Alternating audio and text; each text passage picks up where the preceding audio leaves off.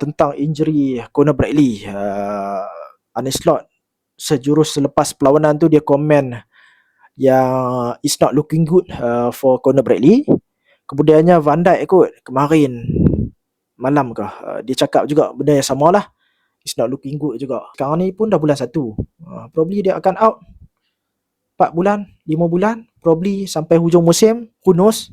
Tapi yang pastinya apabila dia tak ada, kemudiannya right back Liverpool hanya ada Jeremy Frimpong. Sah-sah lah apa yang Liverpool akan buat dalam masa terdekat ni. Kemungkinan game esok lusa menentang dengan Barnsley ialah akan letakkan Swiss Knife Army iaitu Joe Gomez.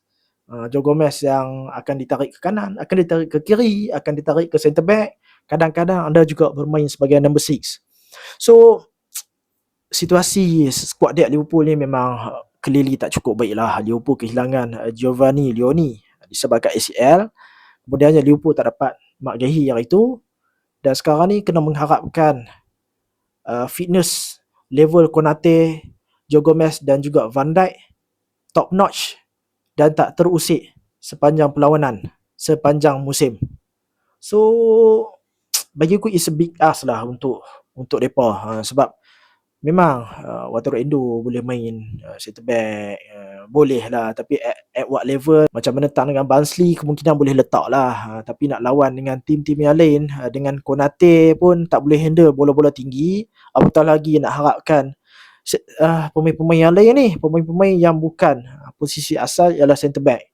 So kok mana pun aku rasa wajib lah Liverpool kena dapatkan juga seorang defensive reinforcement pada Januari transfer window ni. Katanya sekarang ni McGahey bukan setakat rebutan Liverpool lah.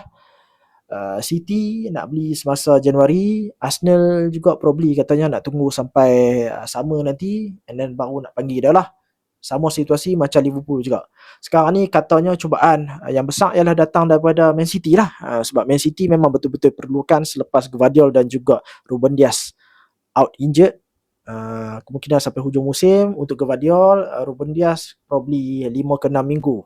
So mereka perlukan someone untuk isi straight away position yang lompong dekat bahagian centre back tu. Untuk aku Liverpool kok mana pun tak boleh bagi McGahey dapat dekat City disebabkan Liverpool nak menunggu sampai summer nanti. Kalau contohnya sekarang ni Liverpool masuk juga probably dengan bidaan 35 juta hingga 40 juta seperti mana apa yang Crystal Palace nak, menyamai kemungkinan apa yang Man City offer. Kalau contohnya dia pilih Manchester City, aku boleh angkat tangan kata fair enough. Ini bukanlah pemain yang Liverpool seharusnya dapat. Sebab baru few months ago yang dia hampir masuk Liverpool, tapi disebabkan ada tawaran lain dia masuk ke kelab tu. So kalau jadi macam tu aku kata okey. Tapi yang pastinya kena ada cubaan daripada Liverpool dan Liverpool tak boleh biarkan Man City dapatkan McGahey ni tanpa ada fight langsung.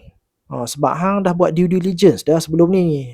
Dah berapa bulan dah sebelum Liverpool buat move dengan dia. Of course lah Liverpool study kan McGahey ni macam mana, sesuai dah kan, sama ada dia punya ego tu kena tak dengan Liverpool, dia punya mentality tu kena tak dengan Liverpool.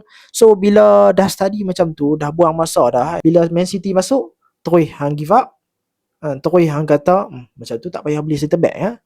Tak boleh macam tu. Sebab McGahey not the only centre back yang wujud dalam dunia ni. Yang pastinya Liverpool kena letakkan nama Liverpool dalam pemikirannya dan tak biarkan Man City dapatkan dia tanpa ada perebutan lah.